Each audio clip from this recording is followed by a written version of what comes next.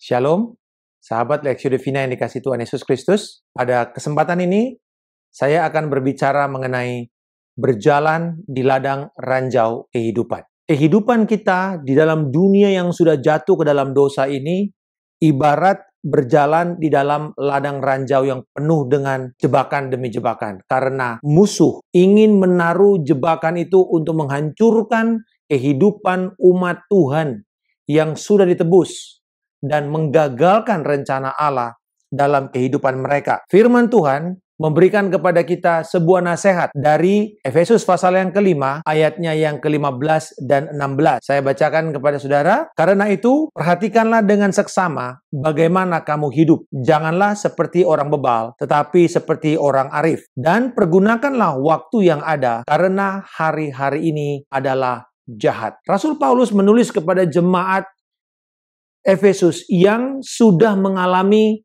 terang. Mereka menjadi anak-anak terang. Dan karena itu Rasul Paulus mengatakan, karena kamu sudah jadi anak-anak terang, maka hiduplah dengan seksama.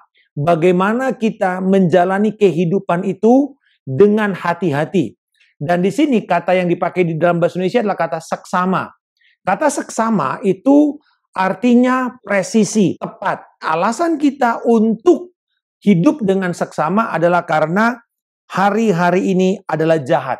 Ada 3 hal yang akan kita belajar. Yang pertama, berpikir seksama. Dikatakan karena itu perhatikanlah dengan seksama bagaimana kamu hidup. Di sini Rasul Paulus berbicara mengenai memikirkan dengan seksama cara kita memanfaatkan waktu kita. Jadi kita harus membuat perencanaan supaya kita menghindarkan diri dari menginjak ranjau-ranjau musuh yang nantinya akan membuat kita secara rohani atau bahkan secara kehidupan kita dikalahkan. Karena tanpa kita sadari, kalau kita tidak punya perencanaan membangun sebuah gaya hidup. Jadi di sini bicara mengenai to walk adalah membangun gaya hidup.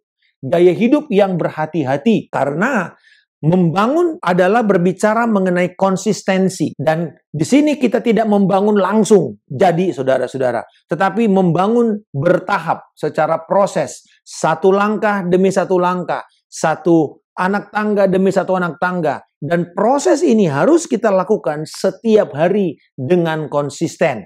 Dan saya percaya bahwa kalau kita hidup dengan berpikir seperti ini setiap hari, maka tidak akan ada hari yang sia-sia.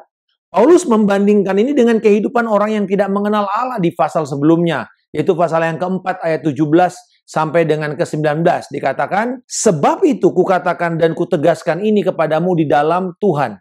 Jangan hidup lagi sama seperti orang-orang yang tidak mengenal Allah. Berpikir dengan sia-sia. Dan pengertian mereka gelap, jauh dari hidup persekutuan dengan Allah karena kebodohan yang ada di dalam mereka dan karena kedegilan hati mereka. Perasaan mereka telah tumpul sehingga mereka menyerahkan diri kepada hawa nafsu dan mengerjakan dengan serakah segala macam kecemaran. Orang-orang ini adalah orang-orang yang tidak mengenal Tuhan dan gaya hidup sembrono seperti ini jangan sampai menjadi gaya hidup kita sebagai orang yang sudah ditebus. Yang pikiran kita gelap karena kita tidak diterangi dengan firman Tuhan. Kita tidak punya perasaan empati kepada orang-orang yang mungkin sedang menderita. Kita menyerahkan diri untuk tunduk di bawah hawa nafsu kita. Keinginan daging kita. Tetapi firman Tuhan berkata berpikir dengan seksama. Tanpa perhitungan yang disengaja, kejahatan yang mengelilingi kita, dosa yang mengelilingi kita akan membanjiri kita dan menghancurkan kehidupan kita. Yang kedua adalah menjadi arif di dalam melakukan kehendak Allah. Arif di sini dalam bahasa Ibrani lebih mengarah kepada orang yang memiliki keterampilan, skillful. Jadi mereka adalah orang-orang yang terampil di dalam melakukan sesuatu. Dan Alkitab memberikan sebuah dasar bahwa keterampilan itu harus didasarkan kepada takut akan Tuhan. Amsal pasal yang ke-9 ayat 10 berkata bahwa permulaan daripada hikmat adalah takut akan Tuhan. Dan mengenal yang Maha Kudus adalah pengertian. Orang-orang yang skillful ini kemudian dipakai untuk memuliakan Tuhan. Jadi karena dasarnya adalah takut akan Tuhan, maka semua keterampilan yang mereka pakai ini adalah untuk kemuliaan Tuhan. Dan ini contoh yang paling dasar adalah pada waktu orang Israel akan membangun kemah suci atau tabernakel di padang gurun Sinai. Dan pada waktu itu Musa yang diperintahkan Tuhan mendapatkan blueprint cetak biru tentang bait suci atau kemah suci itu. Dan dikatakan pilihlah orang-orang yang arif. Dan akhirnya mereka mengerjakan dengan tekun, dengan konsisten, dan menghasilkan sebuah mahakarya yang begitu indah. Dan bukan cuma indah, tetapi mulia. Karena kemudian Tuhan, hadirat Tuhan bertakhta di situ. Selama ada tabut, selama ada kemah suci itu beroperasi, dikatakan tiang awan dan tiang api 24 jam selama 1 minggu, bahkan selama 40 tahun perjalanan bangsa Israel, Tuhan menyertai mereka. Hal yang luar biasa indah terjadi karena adanya keterampilan, adanya kearifan dari orang-orang yang membangun dengan melakukan ini. Dan saudara-saudara yang terkasih, saya percaya hal yang sama dengan kehidupan kita. Kita mesti menjalankan kehidupan kita secara terampil. Yaitu tidak mengikuti seturut dengan apa kata dunia, tapi apa kata firman. Dan inilah kehidupan yang akan menghasilkan kemuliaan. Salah satu yang paling praktikal adalah bagaimana kita membangun keterampilan menetapkan prioritas hidup kita. Dan saya percaya selama hampir 33 tahun saya melayani Tuhan, saya belajar memprioritaskan pertama hubungan pribadi dengan Tuhan. Pribadi, bukan pelayanan, pribadi. Bangun pagi-pagi, berdoa, mencari Tuhan, menyembah Tuhan, membaca firman. Itu hubungan pribadi.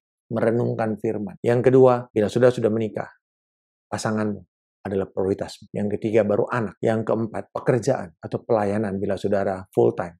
Lalu kemudian, pelayanan dan seterusnya. Dengar baik. Jangan dirubah ini. Karena saudara akan membuat harga yang begitu mahal nantinya. Bila kemudian kita jungkir balikkan prioritas ini. Saudara akan banyak sekali prioritas lain yang menunggu kita. Tapi saya percaya kalau 5 ini kita jaga dengan baik, kita akan melihat sebuah perjalanan kehidupan yang akan penuh dan melimpah. Dan yang terakhir, saudara, memanfaatkan kesempatan, melakukan kehendak Allah. Alkitab berkata, dan pergunakanlah waktu yang ada, karena hari-hari ini adalah jahat. Waktu di situ bukan kronologis. Misalnya kronologis, ini jam berapa sekarang? Oh, ini jam 6:10. Itu kronologis.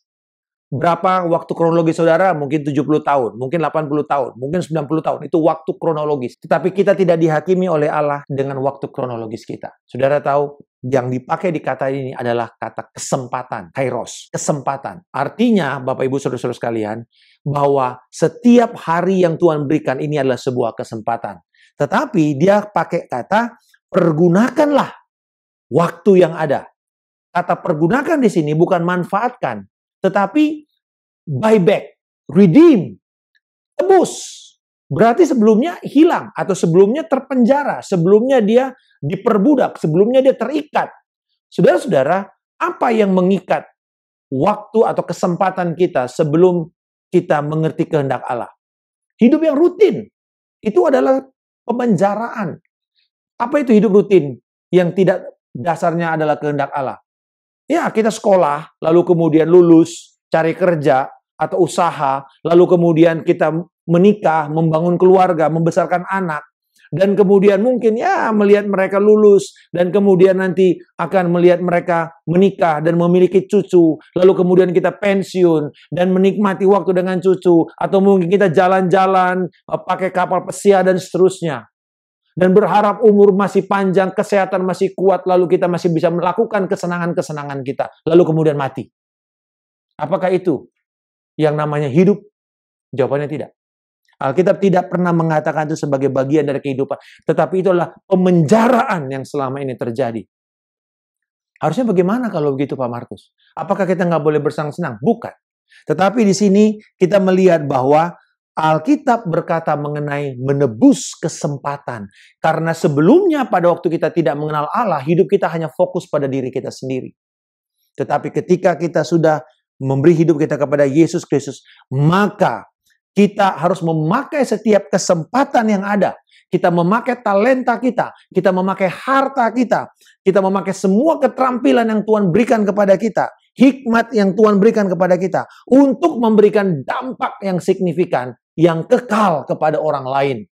Bukan hanya diri kita. Itu sebabnya inilah waktu di mana kita harus tidak berhenti memberitakan firman Tuhan, tidak berhenti untuk bersaksi, tidak berhenti untuk memuridkan, tidak berhenti untuk melayani orang lain dan memberitakan kabar baik akan Yesus Kristus kepada banyak orang.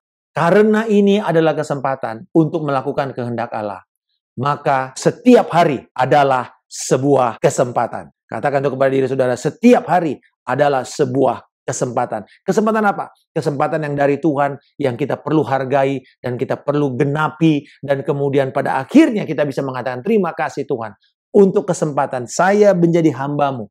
Aku ini hanyalah hamba-Mu yang melakukan kehendak-Mu, dan terima kasih Tuhan untuk anugerah-Mu untuk hari ini. Bapa di surga, kami bersyukur bahwa Engkau memberikan kami kesempatan, bukan hanya hidup, tetapi kesempatan untuk memuliakan Engkau. Terima kasih Bapa pada saat ini akan waktu-waktu yang selama ini mungkin sudah hilang. Dan firman Tuhan berkata kepada engkau bahwa ini waktu yang Tuhan akan pulihkan dan Tuhan tebus. Dan Tuhan akan mau memakai engkau untuk melakukan keluar dan jangan melihat kepada kegagalanmu masa lalu. Tapi lihatlah akan rencana Allah yang mulia, yang jauh lebih mulia daripada kegagalanmu di masa lalu. Karena rencana Allah jauh lebih kuat daripada kegagalanmu dan kegelapan yang terjadi pada masa lalu. Karena terang yang ajaib datang dalam hidupmu. Kami berdoa Tuhan, berapapun kesempatan yang Engkau berikan kepada kami hari ini, kami ingin memuliakan Engkau. Ya, kami bersyukur untuk memulihkan prioritas kami, untuk membangun hubungan kami dengan Engkau yang kuat di dalam relasi kami, doa, firman, penyembahan, dan juga berada di dalam hadirat Tuhan, dan melayani melalui karunia-karunia rohani. Memberkati pasangan kami, berkati anak-anak, dan juga bahkan setiap pekerjaan pelayanan dipercayakan. Kami berdoa Tuhan bahwa dampak yang signifikan, yang kekal akan terjadi. Di dalam nama Tuhan Yesus Kristus kami berdoa. Haleluya. Amin. Salam kemenangan. Saya Pendeta Markus Simanjuntak.